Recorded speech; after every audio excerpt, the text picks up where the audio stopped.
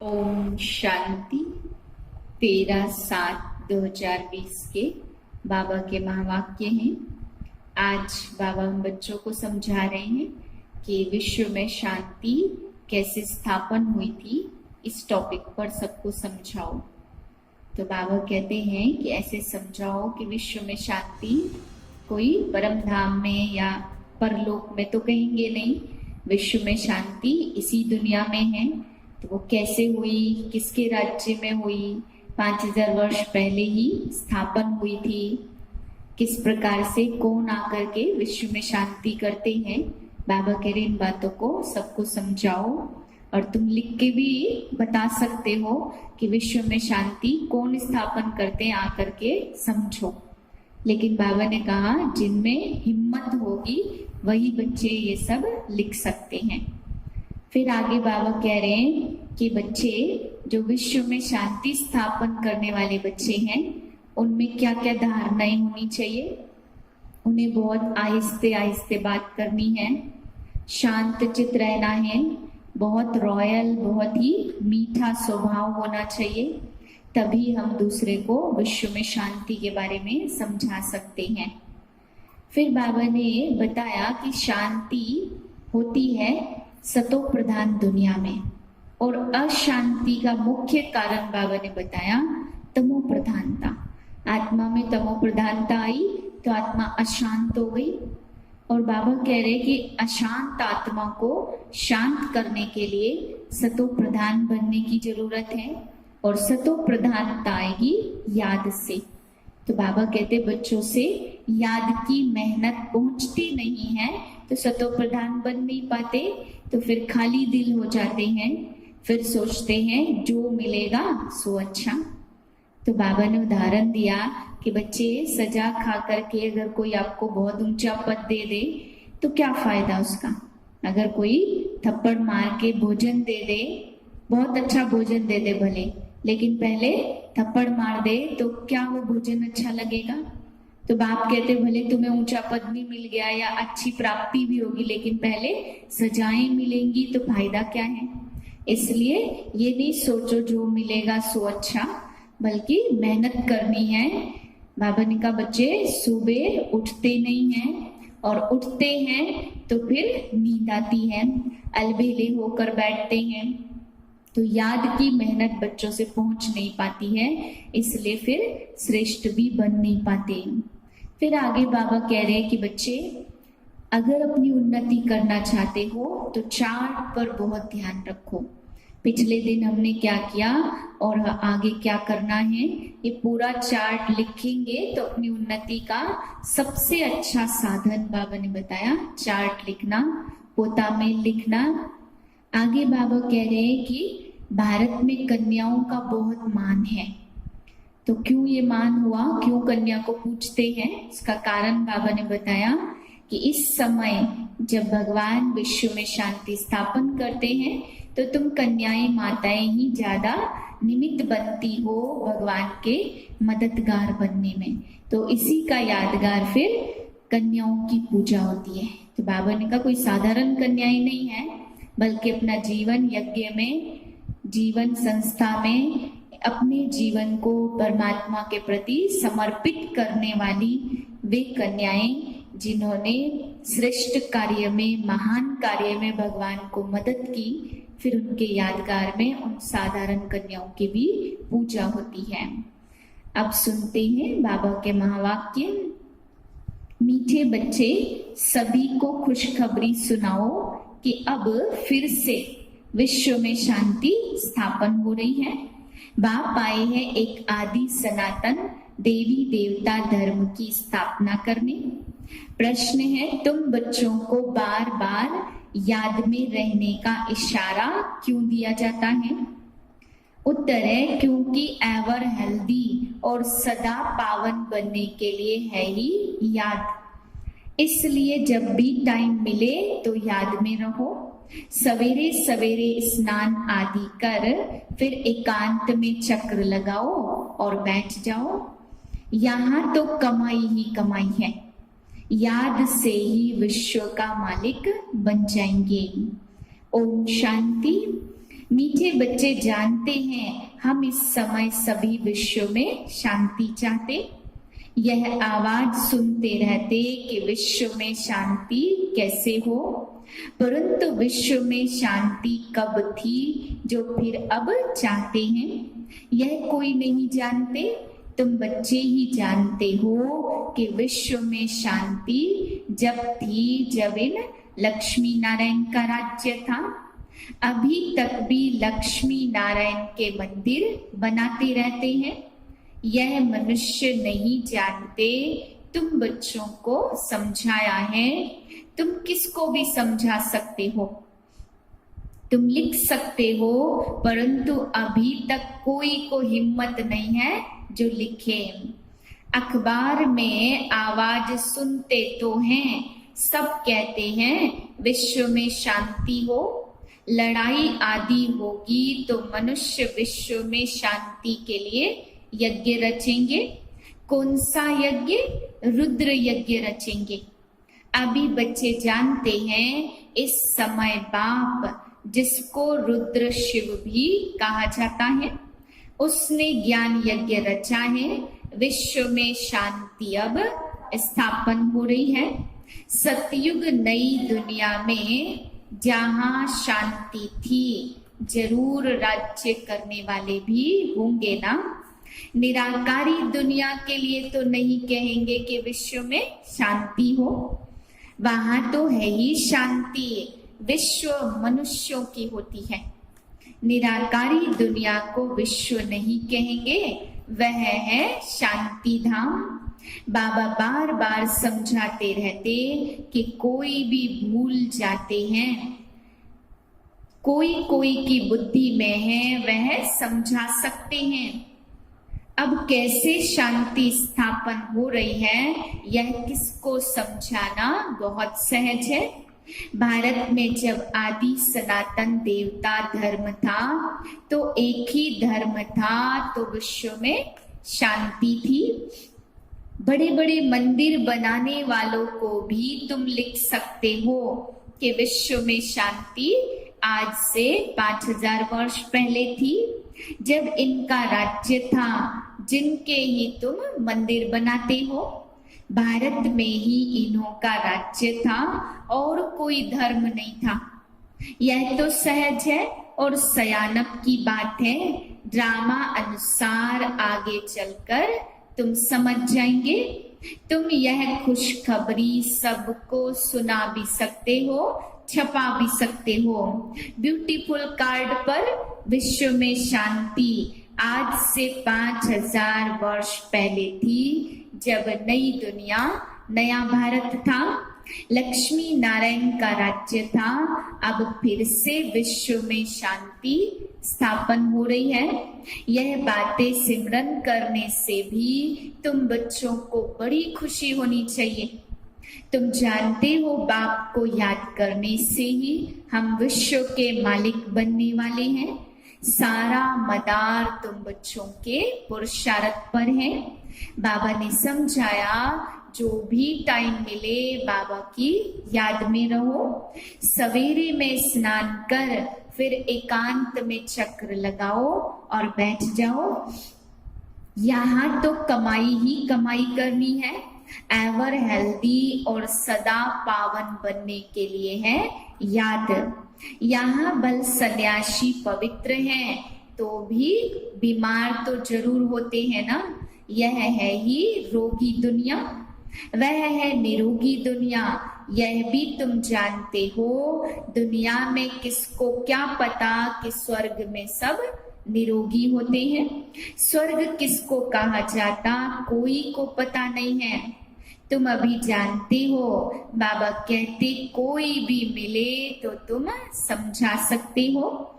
समझो कोई राजा रानी अपने को कहलाते, अब राजा रानी तो कोई है नहीं। बोलो तुम अभी राजा रानी तो हो ही नहीं। यह बुद्धि से निकालना पड़े। महाराजा महारानी श्री लक्ष्मी की राजधानी स्थापन हो रही है, तो जरूर यहाँ कोई भी राजा रानी नहीं होने चाहिए। हम राजा रानी हैं यह भूल जाओ, ऑर्डिनरी मनुष्यों के मुआफिक चलो। इन्हों के पास भी पैसे सोना आदि तो रहता है ना, अभी कायदे पास हो रहे हैं, यह सब ले लेंगे, फिर कॉमन मनुष्यों के मुआफिक हो जाएंगे। यह भी युक्तियां रच रहे हैं, गायन भी है ना, किसकी दबी रहेगी धूल में, किसकी राजा खाए, किसकी चोर लूट ले जाए, किसकी आग जलाए, सफल उसी की हो जो धनी के नाम लगाए। अब राजा कोई खाते नहीं है, राजाई तो है ही नहीं, प्रजा ही प्रजा का खा रही है। आजकल का राज्य बड़ा वंडरफुल है, जब बिल्कुल राजाओं का नाम निकल जाता तब राजधानी स्थापन होती है। अभी तुम जानते हो हम जा रहे हैं वहां जहां विश्व में शांति होती है ही सुख धाम तमो प्रधान दुनिया। हम वहां जाने के लिए पुरुषार्थ कर रहे हैं। बच्चियां भभके से बैठकर समझाएं, बाहर का सिर्फ आर्टिफिशियल भभका नहीं चाहिए। आजकल तो आर्टिफिशियल बहुत निकले हैं, यहाँ तो पक्के ब्रह्मा कुमार ब्रह्मा कुमारियां चाहिए। तुम ब्राह्मण ब्रह्मा के साथ विश्व में शांति की स्थापना का कार्य कर रहे हो। ऐसे शांति स्थापन करने वाले बच्चे बहुत शांत चित्त और बहुत मीठे चाहिए, क्योंकि जानते हैं हम निमित्त बने हैं विश्व में शांति स्थापन करने के। तो पहले हमारे में बहुत शांति चाहिए, बातचीत भी बहुत आहिस्ते आहिस्ते बड़ी रॉयल्टी से करनी है। तुम बिल्कुल गुप्त हो, तुम्हारी बुद्धि में अविनाशी ज्ञान रत्नों का खजाना भरा हुआ है। बाप के तुम वारिश हो ना, जितना बाप के पास खजाना है तुमको भी पूरा भरना चाहिए। सारी मिल्कियत आपकी है, परंतु वह हिम्मत नहीं तो ले नहीं सकते, लेने वाले ही उच्च पद पाएंगे। कोई को समझाने का बड़ा शौक चाहिए, हमको भारत को फिर स्वर्ग बनाना है। धंधा आदि करते हुए यह सर्विस भी करनी है, इसलिए बाबा जल्दी जल्दी करते हैं। बच्चों को निश्चय है कि अभी टाइम थोड़ा है, यह हमारा अंतिम जन्म है, फिर स्वर्ग में होंगे। यह दुख धाम फिर सुख धाम हो जाएगा। बनने में तो टाइम लगता है ना, यह विनाश छोटा थोड़ी है। जैसे नया घर बनता तो नए घर की याद रहती, वह है हद की बात, उसमें कोई संबंध आदि थोड़े बदल जाते हैं। यह तो पुरानी दुनिया ही बदलनी है, फिर जो अच्छी रीति पढ़ेंगे वह राजाई कुल में आएंगे, नहीं तो प्रजा में चले जाएंगे। बच्चों को बड़ी खुशी होनी चाहिए। बाबा ने समझाया 50-60 जन्म तुम सुख पाते हो, द्वापर में भी तुम्हारे पास बहुत धन रहता, दुख तो बाद में आता है। राजाएं आपस में लड़ते हैं, फूट पड़ती तब दुख शुरू होता। पहले तो अनाज आदि भी बहुत सस्ता होता है, फेमन आदि भी बाद में पड़ती, तुम्हारे पास बहुत धन रहता। सतो प्रधान से तमो प्रधान में धीरे धीरे आते हो, तो तुम बच्चों को अंदर में बहुत खुशी रहनी चाहिए। खुद को खुशी नहीं होगी, शांति नहीं होगी, तो विश्व में शांति स्थापन कैसे करेंगे। बहुतों की बुद्धि में अशांति रहती है। अब बाप आते हैं शांति का वरदान देने, कहते हैं मुझे याद करो। तो तमो प्रधान बनने के कारण जो आत्मा अशांत हो पड़ी है, वह याद से सतो प्रधान शांत बन जाती है। परंतु बच्चों से याद की मेहनत पहुंचती नहीं है। याद में न रहने के कारण ही माया के तूफान आते। याद में रहकर पूरा पावन नहीं बनेंगे तो फिर सजाएं खानी पड़ेंगी, पद भी भ्रष्ट होगा। ऐसे नहीं समझना चाहिए कि स्वर्ग में तो चले ही जाएंगे। अरे मार खाकर पाई पैसे का सुख पाना यह कोई अच्छा है क्या?